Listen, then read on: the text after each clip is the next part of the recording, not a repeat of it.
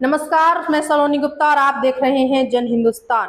आज एक बार फिर चर्चा करेंगे पहलगाम हमले को लेकर। तो दर्शकों, पहलगाम में आतंकियों ने जो कायराना हरकत की, उसकी वजह से देश में आज दुख भी है, दर्द भी है और भारत में बहुत ज्यादा गुस्सा भी है। आपको बताते हैं कि कश्मीर में कुछ सैलानी पहुंचे थे अपने परिवार के साथ खुशियां मनाने के लिए, उनके साथ वक्त बिताने के लिए, लेकिन कुछ दहशत कर्मियों ने उन पर धुआंधार गोलियां बरसा दी और उनकी खुशियों को मौत के मातम में बदल दिया। इसके बाद भारत के प्रधानमंत्री सऊदी अरब का दौरा कैंसिल करके भारत लौटे और उन्होंने पाकिस्तान के खिलाफ कई बड़े फैसले लिए, जिसमें से एक था सिंधु जल समझौता कि अब भारत पाकिस्तान को पानी देना बंद करेगा।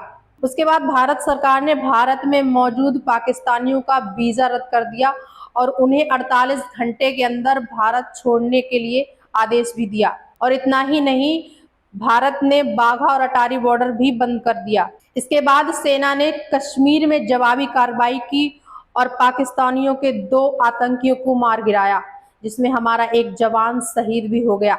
अब भारतीय सेना आक्रमण के लिए युद्धाभ्यास कर रही है और ये देखकर पाकिस्तान बौखला गया है। पाकिस्तान को डर है कि कहीं अब हमारा वजूद मिटाकर न रख दिया जाए। इसके चलते पाकिस्तान ने एक ऐसा बयान दिया है जिसको देखकर सुनकर सभी को बहुत हैरानी हो रही है। पाकिस्तान को अब भारत की ताकत का अंदाजा लग चुका है और पाकिस्तान ने डरकर एक कबूलनामा पेश किया, जिसमें कहा गया कि हाँ, हम 30 साल से टेरर फंडिंग कर रहे हैं और ये काम हम अमेरिका और ब्रिटेन के कहने पर कर रहे हैं, लेकिन इसका सबसे ज्यादा नुकसान, सबसे ज्यादा हर्जाना हमें भुगतना पड़ रहा है। लेकिन सवाल ये उठता है कि चाहे किसी के कहने पर किया हो, लेकिन किया क्यों? क्या तुमने किसी धर्म को, किसी आस्था को खत्म करने का ठेका ले रखा है? हम पूछना चाहते हैं कि कोई देश कौन होता है या कोई धर्म कौन होता है किसी धर्म को खत्म करने वाला? पाकिस्तान के रक्षा मंत्री ख्वाजा आसिफ ने अपने बयान में कहा कि हम 30 साल से टेरर फंडिंग कर रहे थे और इसकी कमांड अमेरिका और ब्रिटेन के हाथ में थी।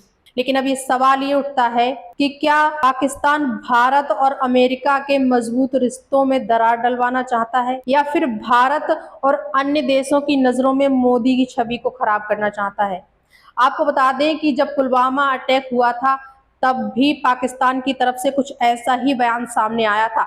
पाकिस्तान ने कहा था कि ये टेरर अटैक मोदी ने खुद करवाया है और अब पाकिस्तान पर इसका जिम्मा डाल दिया और अब पाकिस्तान के खिलाफ कड़ा एक्शन लेकर भारत की जनता की नजरों में अच्छा बनने की कोशिश कर रहे हैं और ये सब मोदी अपनी वोट बैंक के लिए कर रहे हैं।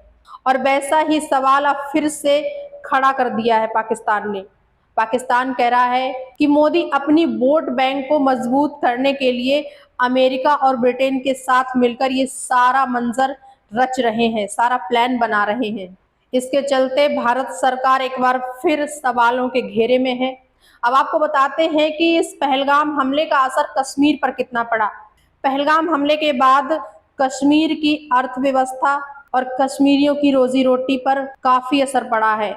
कश्मीरियों का कहना है कि उनकी रोजी रोटी टूरिज्म की वजह से चलती है, जिसका अब इस अटैक के बाद बहुत असर देखने को मिलेगा। कश्मीर में कुछ ऐसे लोग हैं जो टूरिज्म के जरिए अपनी रोजी रोटी चलाते हैं, जैसे उनमें से घुड़सवारी है, खच्चर है, वीडियोग्राफर, फोटोग्राफर हैं, बड़े बड़े रेस्टोरेंट हैं, होटल्स हैं, जो सैलानियों की वजह से चलते हैं। और अब हमले के बाद वहां के टूरिज्म पर रोक लगा दिया गया है और इन सभी का असर वहां की जनता पर बहुत पड़ेगा, वहां के लोकल जो व्यापारी हैं उन पर बहुत पड़ेगा।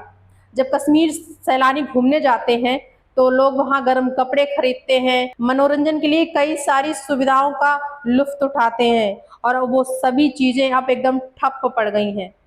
अब आपको बताते हैं कि भारत सरकार आतंकियों के खिलाफ क्या क्या एक्शन ले रही है।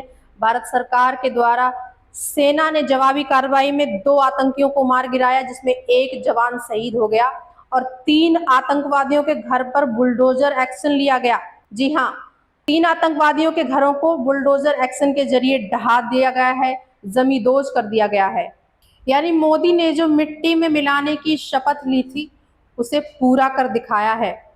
अब इसके बाद पाकिस्तान जमीन से लेकर आसमान तक चौकन्ना हो गया है। वो अपने आतंकवादियों को प्लेन के जरिए इधर से उधर भेजने की तैयारी में जुटा हुआ है। भारत के कड़े एक्शन के बाद पाकिस्तान ने अपनी थल सेना और वायु सेना को तैनाती पर लगा दिया है। वहीं भारत ने बॉर्डर पर अपनी सेना को तैनात कर पाकिस्तान को धूल चटाने की तैयारी कर रखी है। और अब ये पाकिस्तान के लिए कि हश्र तुम्हारा जो होगा, देखोगे तुम, देखेंगे हम। नमस्कार।